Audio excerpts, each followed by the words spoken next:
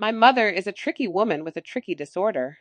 Bipolar disorder is an insidious affliction, and even in my middle years, I find it to be the gift that keeps on giving. Amidst my mother's myriad eccentricities, there is an undeniable spirit of resilience, a fierce fighter in a world that demands conformity.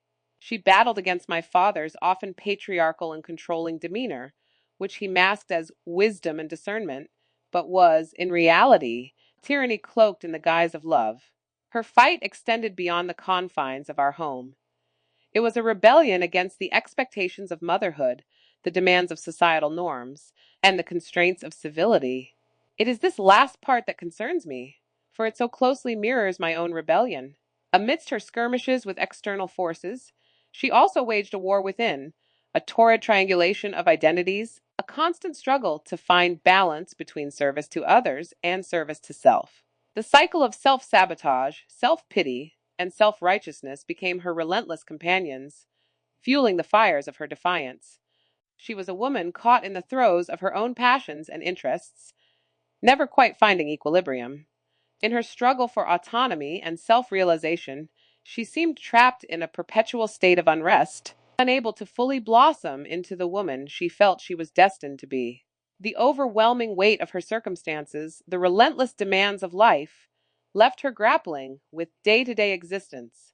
It was a cautionary tale, a reminder etched into my mind as I recount her evolving story and devolving state of being. The futility of fighting against one's own existence is an exhausting battle. It inevitably led her into the depths of depression. When the pendulum swung uncontrollably between extremes, or when chaos seemed to reign supreme, my mother sought equilibrium through her children, not in healthy engagement, but vicariously, with a pernicious parasitism. I recently visited my mother, hoping to reconnect and reintroduce her to my son after maintaining a strong boundary between them due to broken promises, an affront to his innocence. The trip drained me of everything I have come to understand and value as a resource. She was combative, erratic, and consumed by emotions that erupted unpredictably. It amazes me, the will to survive despite not needing to, despite not knowing how. She roams aimlessly, haphazardly, manically, until she finds a suitable host. And to her, suitable usually means those who are innocent and meek, compassionate and trusting. The echoes of this visit linger in my memory, a testament to the unyielding and vicious spirit of my mother's warring soul amidst the tumultuous sea of existence. Yet warring does not mean warrior. A warrior embodies bravery and sacrifice, qualities I have come to realize my mother either lacks or refuses to tap into.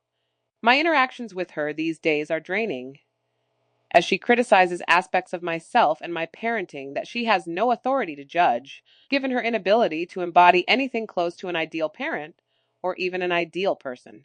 I see her now as she truly is, vain, shallow, cowardly, and selfish. What is my responsibility to someone so devoid of object constancy and relatable perspective? I want to teach my son how to care for elders, ancestors, and the afflicted, but I fear that what I am actually teaching him is how to sit stoically before a firing squad of incessant ineptitude and abuse. What will be left of him can be seen in me, a well of righteous indignation and bitterness, a loneliness that seeks no solace, chronic, throbbing, and unyielding. My rational mind urges me to detach from this dark entity and send it back to the nether regions from which it came.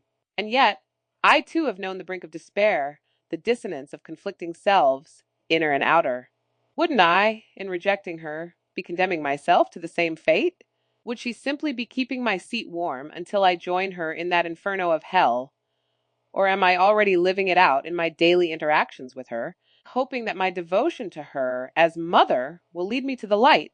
There is a part of me that will always be the misunderstood emo child, abandoned by those appointed to understand and care for me.